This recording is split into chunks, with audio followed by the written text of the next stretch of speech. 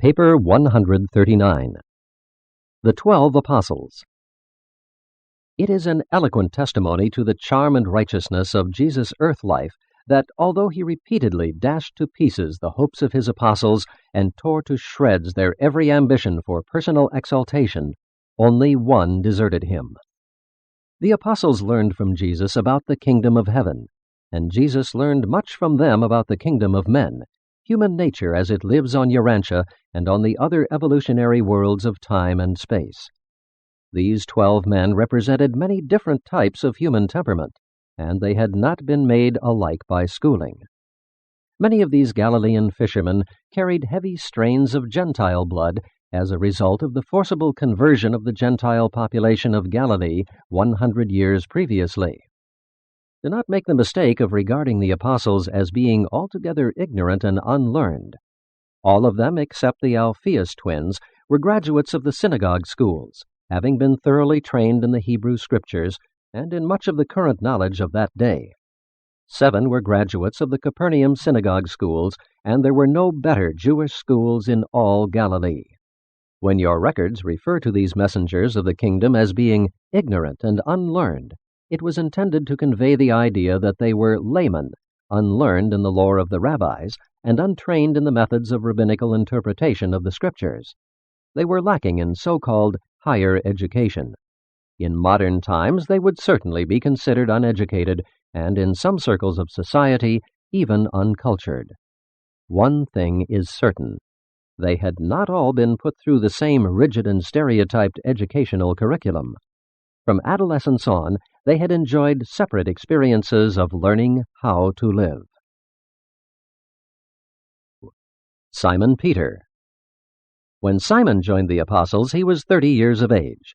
He was married, had 3 children, and lived at Bethsaida near Capernaum. His brother Andrew and his wife's mother lived with him. Both Peter and Andrew were fisher partners of the sons of Zebedee. The Master had known Simon for some time before Andrew presented him as the second of the apostles. When Jesus gave Simon the name Peter, he did it with a smile. It was to be a sort of nickname. Simon was well known to all his friends as an erratic and impulsive fellow. True, later on, Jesus did attach a new and significant import to this lightly bestowed nickname. Simon Peter was a man of impulse, an optimist. He had grown up permitting himself freely to indulge strong feelings.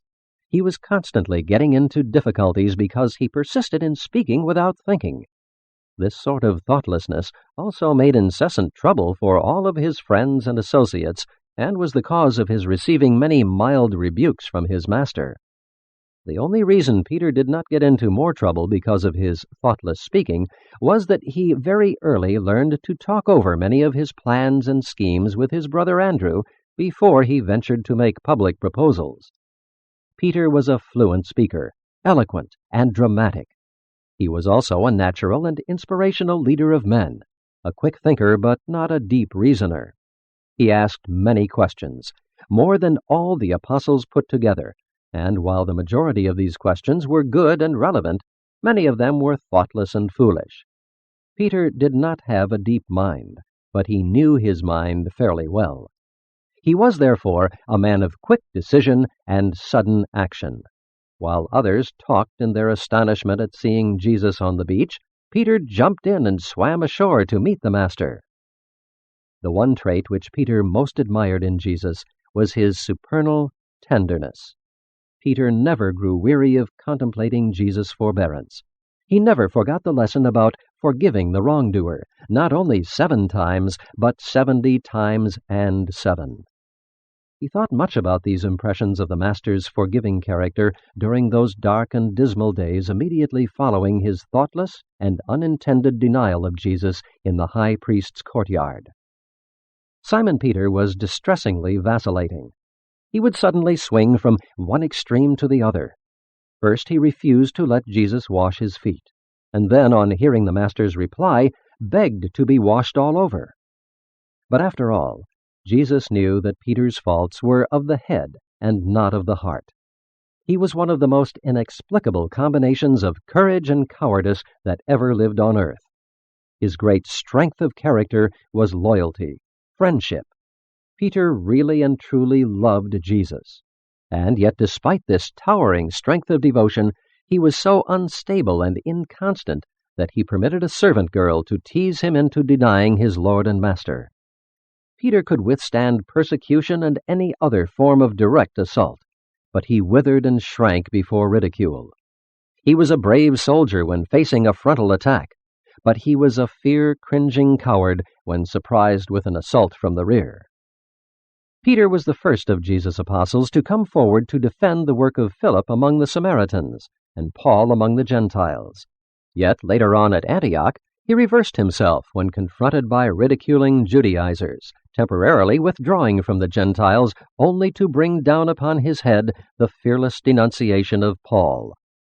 He was the first one of the apostles to make wholehearted confession of Jesus' combined humanity and divinity, and the first, save Judas, to deny him. Peter was not so much of a dreamer, but he disliked to descend from the clouds of ecstasy and the enthusiasm of dramatic indulgence to the plain and matter-of-fact world of reality. In following Jesus, literally and figuratively, he was either leading the procession or else trailing behind, following afar off. But he was the outstanding preacher of the 12. He did more than any other one man aside from Paul to establish the kingdom and send its messengers to the four corners of the earth in one generation. After his rash denials of the Master, he found himself, and with Andrew's sympathetic and understanding guidance, he again led the way back to the fish nets while the apostles tarried to find out what was to happen after the crucifixion. When he was fully assured that Jesus had forgiven him and knew he had been received back into the Master's fold, the fires of the kingdom burned so brightly within his soul that he became a great and saving light to thousands who sat in darkness.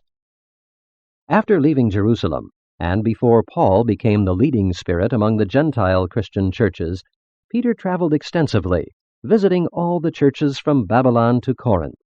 He even visited and ministered to many of the churches which had been raised up by Paul.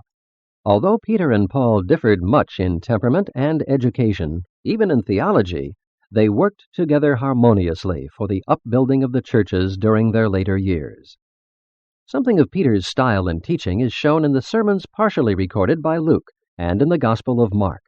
His vigorous style was better shown in his letter known as the First Epistle of Peter. At least this was true before it was subsequently altered by a disciple of Paul. But Peter persisted in making the mistake of trying to convince the Jews that Jesus was, after all, really and truly the Jewish Messiah. Right up to the day of his death, Simon Peter continued to suffer confusion in his mind between the concepts of Jesus as the Jewish Messiah, Christ as the world's Redeemer, and the Son of Man as the revelation of God, the loving Father of all mankind. Peter's wife was a very able woman. For years she labored acceptably as a member of the women's corps, and when Peter was driven out of Jerusalem, she accompanied him upon all his journeys to the churches, as well as on all his missionary excursions.